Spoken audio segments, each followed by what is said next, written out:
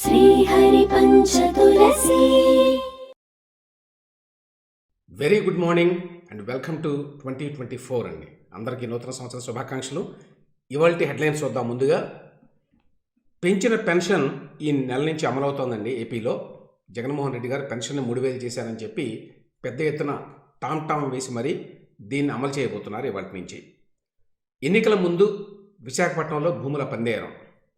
ఎన్నికల దగ్గరకు వచ్చినాయి కదా, ఎవరికి ఇవ్వాలో ల్యాండ్స్ వాళ్ళకి అధికారికంగా ప్రభుత్వం తరఫున ఇస్తున్నారు.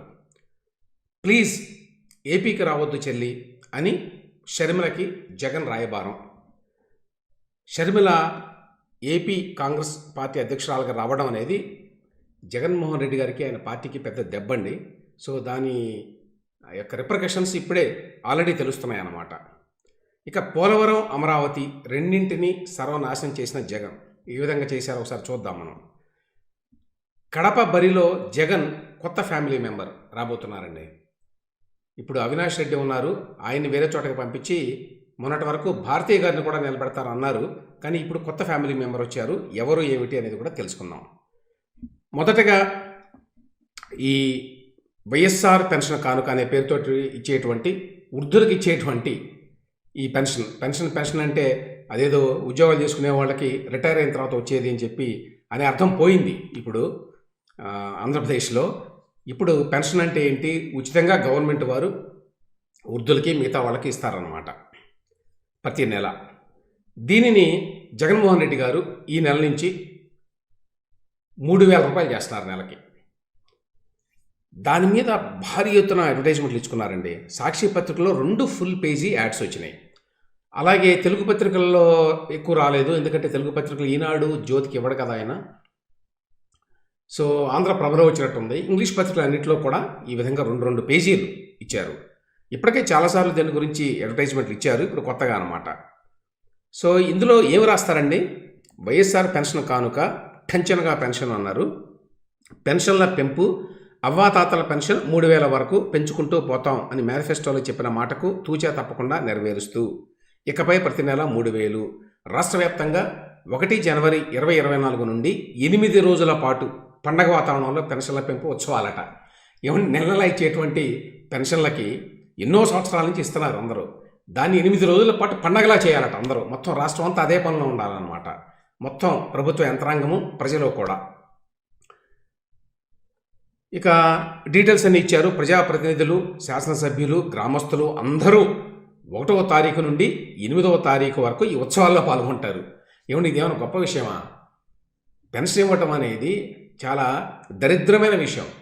తమ సొంత కాళ్ళ మీద తాము నిలబడలేనటువంటి పరిస్థితుల్లో ప్రజలు ఉన్నారు అని దీనికి అర్థం. కానీ దీన్ని కూడా ఒక పెద్ద ఉత్సవంగా, ఒక ఓట్ల పండగగా ఎట్లా మారుస్తున్నారో చూడండి.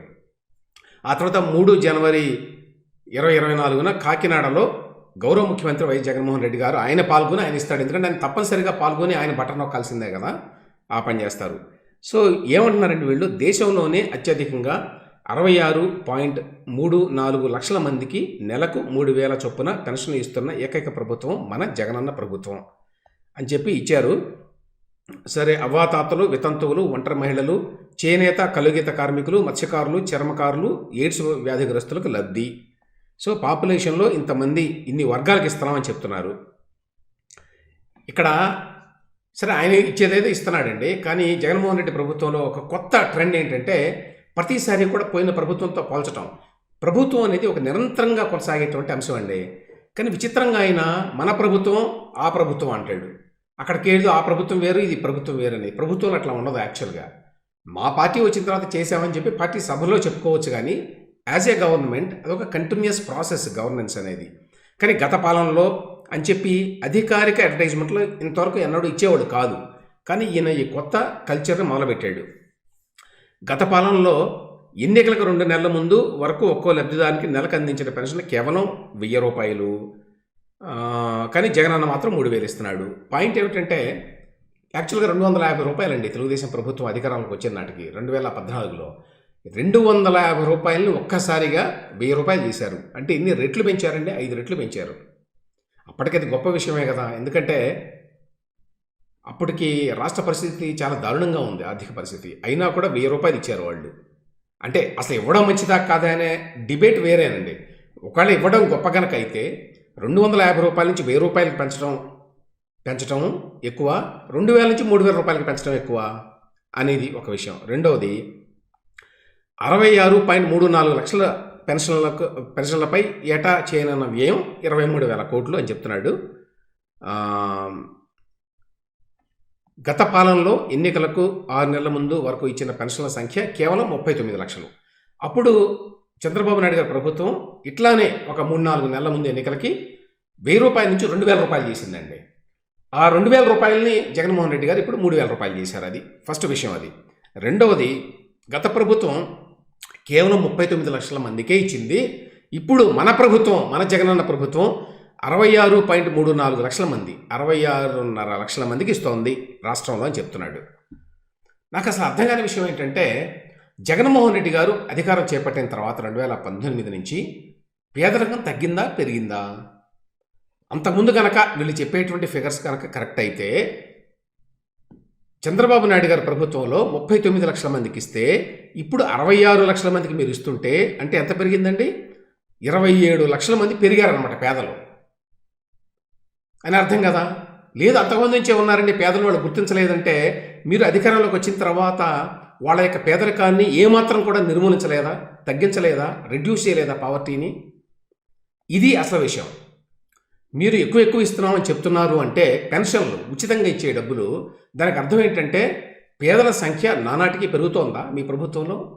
యాక్చువల్గా ఈ విధానాల వల్ల పెరుగుతుందండి భారీ ఎత్తున. 2వ పేజీలో కూడా ఇదే యాడ్, మళ్ళీ వైఎస్ఆర్ పెన్షన్ కానుక అని చెప్పి ఇచ్చి ఇందులో ఏవో ఇస్తారు. గత పాలనలో ఎట్లా ఉంది, మా పాలనలో ఎట్లా ఉంది, అసలు ఇటువంటి మాటలు వాడొచ్చండి. గత పాలనలో పెన్షన్ కోసం వృద్ధులు, వికలాంగులు చాంతాడంత క్యూల్లో గంటల తరబడి వేచి ఉండే దుస్థితి. మరి నేను రాష్ట్ర వ్యాప్తంగా గ్రామ వార్డు వాలంటీర్ల ద్వారా టెన్షన్గా ప్రతి నెల పొద్దున్నే తలుపు తట్టి ప్రభుత్వం అంటే ఆ ఇచ్చే పింఛన్ని ఇస్తూ ఉండటం అన్నమాట 8 రోజుల పాటు. మొత్తం గవర్నెన్స్ అనేది, పాలన అనేది it has been reduce to just distribution of freebies అండి. ఉచితాల పంపిణీ అనేది మాత్రమే ప్రభుత్వ పని. ప్రభుత్వానికి ఇంకేం పని లేదనమాట. మొత్తం ఇన్ని లక్షల మంది ప్రభుత్వ ఉద్యోగులంతా చేసే పని ఏమిటయ్యా అంటే, మనం ఎన్నుకున్నటువంటి ప్రభుత్వం అంతా చేసే పని ఏమిటయ్యా అంటే ఈ పెన్షన్లని వీటిని పంచటం. నెలంతా మళ్ళీ నెల వస్తుంది, మళ్ళీ అదే కార్యక్రమం. ఇదనమాట. ఇంత ఘోరంగా ఉందండి పరిస్థితి. నెక్స్ట్ వార్త ఈనాడులో ఇది. అదానీకే బొగ్గు రవాణా కాంట్రాక్టు. అదానీకి ఏపీలో ఇచ్చినన్ని బిజినెస్లు వేరే చోట్ల ఇవ్వలేదండి. ఈవెన్ బీజేపీ రూల్డ్ స్టేట్స్లో కూడా ఇంత పెద్ద ఎత్తున వ్యాపార అవకాశాలు అదానీ సంస్థకి ఇవ్వలేదు ఎవరు. ఆ రకమైనటువంటి అనుబంధం ఏర్పడింది జగన్మోహన్ రెడ్డి గారికి అదానికి. యాక్చువల్గా గమ్మత్ ఏమిటంటే, అంతకుముందు అదానీ తెలుగుదేశం ప్రభుత్వం ఉన్నప్పుడు విశాఖపట్నంలో పెద్ద ఎత్తున పెట్టుబడులు పెడతానని వచ్చాడు. డేటా సెంటర్ పెడతా అన్నాడు, అక్కడ ఇంకేదో కూడా పెడతా అన్నాడు అప్పట్లో భారీ ఎత్తున. అయితే ఎప్పుడైతే జగన్మోహన్ రెడ్డి గారు అధికారంలోకి వచ్చారో బోత్ అదానీ అండ్ రిలయన్స్ వీళ్ళిద్దరినీ కూడా ఆపేశాడు. అందరూ గుర్తుండే ఉంటుంది. అప్పట్లో మేకపాటి గారు ఉండేవారు, మంత్రిగా ఉన్నారు ఆయన అసెంబ్లీలో కూడా ప్రకటించాడు, వీళ్ళందరికీ ఇష్టారాజ్యంగా గత ప్రభుత్వం బోల్డెన్ ఇన్సెంటివ్స్, ప్రోత్సాహకాలు ప్రకటించింది, వాటన్నిటిని కూడా మేము సమీక్ష చేస్తున్నాం, వీళ్ళందరికీ ఇన్ని ఎకరాల భూములు ఇవ్వడం ఎందుకు అని చెప్పి అసెంబ్లీలో స్వయంగా చెప్పారండి. ఆపేశారు. ఆ తర్వాత ఏం మాట్లాడుకున్నారో తెలియదు. అటు అదానీ గారు, ఇటు రిలయన్స్ అంబానీ గారు చాలా సన్నిహితులు అయిపోయారు. ఇప్పుడు నేరుగా తాడేపల్లిలో జగన్మోహన్ రెడ్డి గారు ఇంటికి వెళ్తారు. అప్పుడప్పుడు సడన్గా వస్తారు, వెళ్తారు, మాట్లాడుకుంటారు, వెళ్ళిపోతారు. ఆ విధంగా అదానీకి ఇప్పుడు గంగవరం పోర్టు, కృష్ణపట్నం పోర్టు లాంటివి అసలు ఎన్ని ఇచ్చారో చెప్పలేమండి. మరే రాష్ట్రంలో కూడా ఇంత భారీ ఎత్తున వ్యాపార అవకాశాలు కల్పించలేదు. ఇప్పుడు తాజాగా ఏంటంటే ఈ బొగ్గు రవాణా కాంట్రాక్టు అదానీ గారు ఈ మధ్య చేపట్టాట. ఇది ఇప్పుడు ఇస్తున్నారు. జెన్కో బొగ్గు రవాణా టెండర్ను అదానీ సంస్థే దక్కించుకుంది. ఈ ప్రకారం 7.5 లక్షల టన్నుల విదేశీ బొగ్గు సరఫరా టెండర్ దక్కించుకుందట అదానీ సంస్థ. సో ఆ విధంగా అదానీ గారికి జగన్మోహన్ రెడ్డి గారు ఉండటం అనేది చాలా బ్రహ్మాండంగా ఉంది. ప్రస్తుతం వాళ్ళిద్దరి మధ్య కూడా ఎంతో చక్కటి అనుబంధం కొనసాగుతోంది. నెక్స్ట్ ఈ పోలవరం ప్రాజెక్ట్ అండి. పోలవరం అమరావతి గురించి ఇందాక నేను మెన్షన్ చేశాను కదా. ఏమంటే ఏపీకి ఉన్నటువంటి అతిపెద్ద ప్రాజెక్టులు 2, పోలవరం ఒకటి, క్యాపిటల్ ఒకటి. ఈ రెండింటిలోనూ జగన్మోహన్ రెడ్డి గారు విఫలమయ్యారండి. పోలవరం ప్రాజెక్టులో ఇప్పుడు 1000 కోట్ల రూపాయలు నష్టం కలిగిందట వీళ్ళు చేసినటువంటి నిర్వాహకం వల్ల. ఈ గైడ్ బెండ్, ఈ డయాఫ్రామ్ వాళ్ళు దెబ్బతింటాం, ఈ కాఫర్ డ్యామ్ గ్యాపులు పూడ్చకుండా కాలక్షేపం చేశారు చాలా కాలం బట్టి. పట్టించుకోవాలి అసలు అధికారంలోకి వచ్చిన 2 ఏళ్ల వరకు ఏం పట్టించుకోవాలా. దానివల్ల కీలక కట్టడాలన్నీ ధ్వంసం అయినాయి. ఆ తర్వాత ఈ గైడ్ బండ్ అనేది నాణ్యత లోపం వల్ల కుంగిపోయింది. సో ఇప్పుడు ఈ అధిక సిపిజీ తోటి కాఫర్ డ్యాములు నిరుపయోగం అయినాయి అని చెప్తున్నారు ఈనాడు వార్తలో. దీనివల్ల 1000 కోట్ల రూపాయలు ఖర్చు. ఎవరు పెట్టుకుంటారు ఇది? సెంట్రల్ గవర్నమెంట్ మోస్ట్ ప్రాబ్లీ ఇవ్వదు. ఈ స్టేట్ గవర్నమెంట్కి ఏమో అసలు మామూలు రోడ్లు గుంతలు పూడ్చడానికి డబ్బులు లేవు. ఇంత పెద్ద పోలవరం ప్రాజెక్టుని వాళ్ళు చేయగలరా? అలాగే అమరావతి విషయంలో కూడానండి, అమరావతిని వదిలేయటం కాదండి, దాన్ని సర్వనాశనం చేయడానికి ప్రయత్నపూర్వకంగా ఎన్నో చేశాడు జగన్మోహన్ రెడ్డి. అది దురదృష్టం. అంటే అతనికి ఏమాత్రం కూడా ఒకవేళ ఇష్టం లేదనుకోండి, అమరావతిని మహానగరంగా డెవలప్ చేయడం నాకు ఇష్టం లేదు, ఇంత ఖర్చు పెట్టడం ఓకే. అప్పుడు ఆల్రెడీ డెవలప్మెంట్ కొంత జరిగింది కదా, దాన్ని ఉపయోగించుకొని ఎక్కువ డబ్బులు ఖర్చు పెట్టకుండా ఉన్న ఆఫీసులు పూర్తి చేసుకొని ఇక్కడ గవర్నమెంట్ నడుస్తుంది. నేను విశాఖపట్నం మీద నాకు ఎక్కువ ఆసక్తి ఉంది కాబట్టి విశాఖపట్నాన్ని ఫైనాన్షియల్ క్యాపిటల్గా భారీ ఎత్తున డెవలప్ చేస్తానంటే ఎవరు వద్దంటారండి? రాష్ట్రంలో ఎక్కడ డెవలప్ అయినట్టే కదా. కానీ ఉన్న అటువంటి అమరావతిని, ఆల్రెడీ కట్టినటువంటి భవనాల్ని 1000 కోట్ల రూపాయలు ఖర్చు పెట్టి తయారు చేసినటువంటి ఆ మౌలిక సదుపాయాల్ని అన్నింటినీ కూడా నేలపాలు చేశాడండి. ఇదంతా ప్రభుత్వ డబ్బు, ప్రజలు కట్టినటువంటి డబ్బు. ఇప్పుడు మాస్టర్ ప్లాన్ ఉంటే ఆ మాస్టర్ ప్లాన్ని ధ్వంసం చేయడానికి ఉద్దేశపూర్వకంగా ఎన్ని ప్రయత్నాలు చేశాడండి. ఒకటి కాదు. ఇప్పుడు తాజాగా ఏంటంటే ఈ భూసేకరణ ప్రకటన ఉంది. ఇంతకుముందు కొన్ని కీలకమైన చోట్ల వాళ్ళు ఇవ్వకపోతే దాన్ని భూసేకరణ కింద ప్రకటించారు. అది లేకపోతే మాస్టర్ ప్లాన్ ఇంప్లిమెంట్ కాదు. మాస్టర్ ప్లాన్ అంటే ఏంటంటే, ఇదిగో ఇక్కడ ఇల్లు ఉండాలి, ఇక్కడ ఆఫీసులు ఉండాలి, ఇక్కడ పరిశ్రమలు ఉండాలి, ఇట్లా రకరకాలు ఉంటాయి మాస్టర్ ప్లాన్లో. ఓ పద్ధతిగా ఒక ప్లాన్ ప్రకారం మరి కొత్త నగరాన్ని నిర్మాణం చేసుకోవాలి. మనకి ఇప్పటికే ఉన్న నగరాలు ఎంత అసహ్యంగా, చండాలంగా, ఏ రకమైన ప్లాన్లు లేకుండా ఉంటాయో మనకు తెలుసు. వాళ్ళు చేస్తే ఇప్పుడు కావాలని ఉద్దేశపూర్వకంగా ఈ భూసేకరణ ప్రకటన వాళ్ళని ఉపసంహరించుకునేందుకు ప్రయత్నిస్తున్నారట.